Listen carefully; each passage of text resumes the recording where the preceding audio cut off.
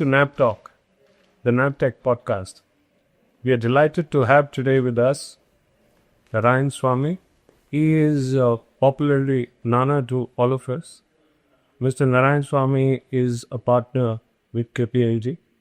He's had a distinguished career in consulting and has worked across different domains as well as across different industries.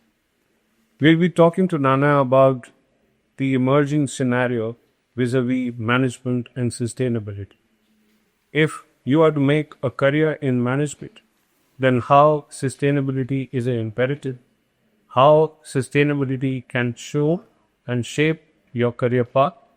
We will be discussing on how the different trends are emerging across sustainability and industry and how these trends fit in with the management and management education that students need to take with regard to manufacturing and industry. And if we take it from the 70s, that how the entire industry has sort of technically evolved, has evolved in terms of production processes. You've been consulting and you've been dealing with industries over the last few decades.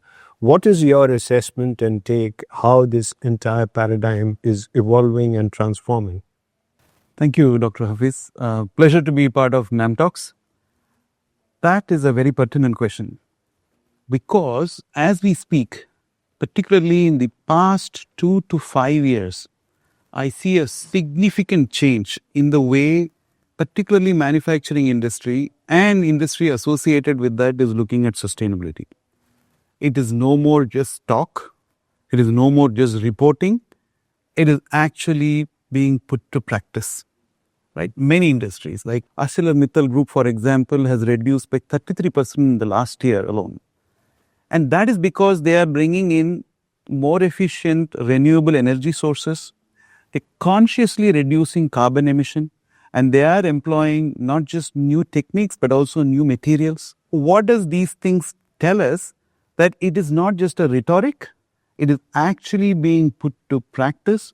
So the circular economy is being practiced by Indian corporates and the results are evident. It's important to deconstruct the word sustainability but as it encompasses a lot of elements. As a manager, I need to make decisions based on innovations, based on a lot of digital technologies that have come in, and also I have to focus from a management point of view, focus at looking at pathways which sort of give me new opportunities. So how are these two interplaying and what kind of career opportunities do they really lead to? Great. So if we look at the industry and where it is, what I see from the vantage point that I am sitting, the career paths and hence the competencies of people, especially at the managerial level, is changing quite significantly. Earlier, it used to be technical skills and management skills compartmentalized. There were a set of people who you recruited for their technical skills and they were working in those areas. And there were managers who were recruited for managerial skills and they were working together. Right now, I see, especially in sustainability, a combination of technical skills and managerial skills that are very essential, right? So I see career paths very bright for those youngsters who have a combination of these skills. How do you build competencies in the technical aspects of sustainability, be it innovation, new materials, new processes, alternate forms of energy, carbon reduction, and the works. So I see a clear shift in the sustainability professionals to be techno managers, somebody who has a deep understanding of technology, but at the same time is also good on managerial skills. And that I think is the need of the hour. As we move forward, we need a lot of education pathways in this because conventionally you had management education which has been pretty strong in the country and we have excellent institutions that are imparting that skill. We also have very elite and high-level advanced technology institutions. You need somewhat a confluence of the two. and how that confluence should happen, the future needs to really bring out. Definitely when it comes to undergraduate and graduate education, because some of these concepts should not just be taught but be ingrained at that stage. So the traditional formats of where you have technology institutions who are deep into technology, their research laboratories, their people, all of them look at technology and advancements in technology. And there is another set of institutions that are going to teach management philosophies, managing businesses across. That's how it has been till now. That needs a paradigm shift. And I'm looking at new age institutions. And that's why I'm delighted about how NAMTECH takes these kind of challenges, where you're looking at shaping the individual on the technology side, yes, but at the same time also bringing in those relevant managerial capabilities. Like we spoke earlier, particularly for sustainability, this is getting more and more relevant. Right. Also, the fact that in the digital era that we are in, there are a whole bunch of stuff that are available outside the classrooms.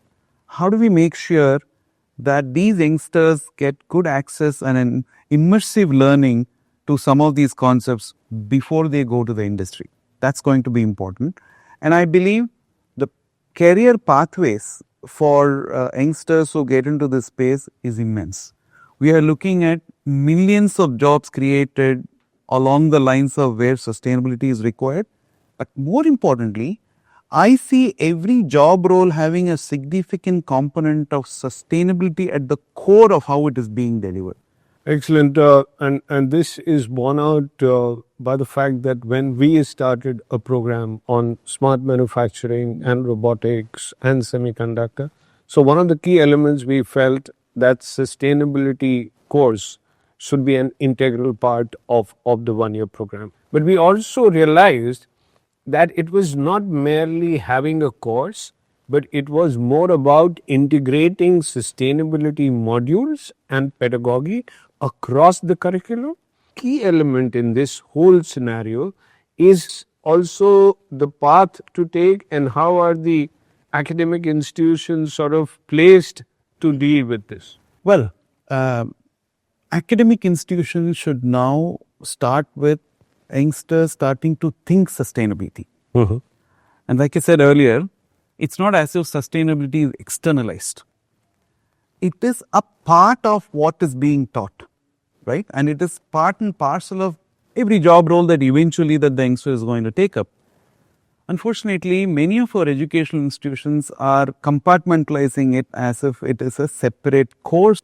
We need to look at how a new generation of leaders are going to think completely different in terms of being sustainable, not just in the final end product, but also in the process, right? We are talking about, disclosure 3 norms, and how do you make sure that you take responsibility for something that is even beyond your manufacturing unit? That's point number 1.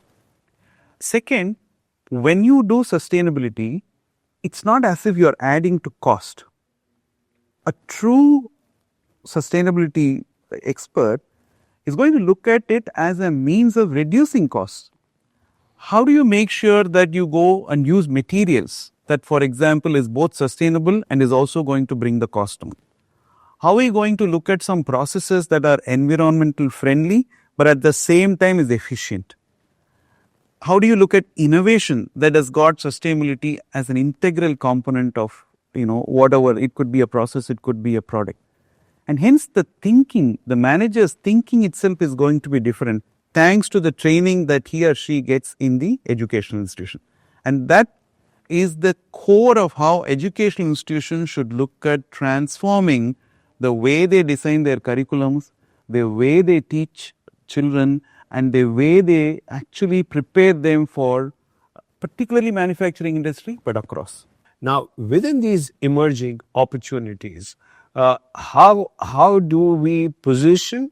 Because sustainability per se, as I said, is a very overarching concept. So while you understand the core of sustainability in terms of ESG, in terms of metrics, measurement, compliance and reporting, but that's only a smaller part of it.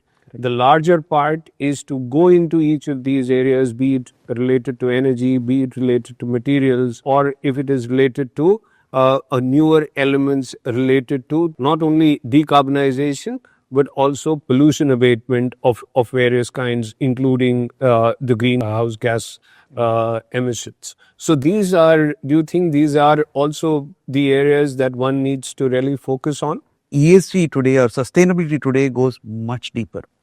You also get into why certain things are happening, how can that be rectified, and how can be made better. And this cuts across all domains. Energy, particularly renewable energy, and any other sustainable means of producing energy is a significant component of sustainability, and hence there are going to be a lot of careers around that, but that is just one part of the story. You're also looking at perhaps somebody who's going to innovate new materials that are going to help achieve this. You're also going to look at people who are going to look at carbon emissions. Now, how do you reduce carbon emission? How do you look at absorbents that will also help in overall reducing the carbon emissions when it comes to factory? But even at a policy level, you go beyond services and manufacturing, maybe in government, maybe in other body, you need professionals who are looking at sustainability in a manner where you have the right kind of policies that can be adhered to by industries. We are also looking at how, in terms of reporting, technology systems that will also evolve around sustainability, not just on the reporting part, but also on the measurement part of it. So, overall, I see sustainability becoming an integral component of various job roles. There could be certain specific job roles for sustainability that is also emerging on one side. But most of the job roles are going to demand an element of sustainability, an understanding of sustainability, so that the next generation is going to be a bunch of leaders, a bunch of technocrats, a bunch of techno managers who are going to change the way industry works, be it manufacturing, services, or even beyond that. It is really critical for us to redesign some of our management modules and management courses and management programs, also redesign the technology modules and technology courses and programs. How much of it is being done and how much of it is the need of the hour to really fill this void? If we are looking at it for the next generation, if they are not trained in this, then they would be left behind in their career paths. What's your opinion on that? Dr. Hafiz, my view is sustainability is no more a rhetoric. Sustainability is reality. Indian corporates, forget the global ones, Indian corporates have not only started to adopt them, they have also started seeing the results. Many of them have declared huge budgets to be net zero much before the 2070 deadline that as a country that we have set ourselves for. So the industry has started to move towards an era where sustainability is at the core of everything that they do. They are looking at education institutions to produce these set of youngsters who are going to be native sustainability thinkers. Are education institutions prepared for it? Unfortunately, not many of them are thinking along those directions. As we discussed earlier, the combination of techno managers is going to be crucial for getting this. How many institutions are looking at designing courses that will cater to, a techno manager who can think along sustainability direction, which is what the industry needs. So I think it is time that educational institutions start looking at this necessity. It is not even a faraway requirement, it is a necessity, and you need this as of yesterday, and industry is training existing people to get this. They would welcome youngsters, new professionals who will be contributing to this area. So there's a bit of a catch-up game, but I think that's why I said institutions like NAMTECH, I'm very glad have taken this right on and have courses that will cater to these requirements. The scenario is changing, and the scenario is changing in a major way. You need technology to come together with management, and you need techno managers. These techno managers, the important key element is that sustainability is an imperative even for these techno managers, because all the technology innovation is in the areas where decarbonization, where the focus on green pathways is critical, and there are number of emerging opportunities on these green pathways and green jobs. So all in all, there is a humongous amount of opportunity in this area. We need institutions, we need career opportunities that align with these institutions. We need industry and the institutions to come together to deliver these programs.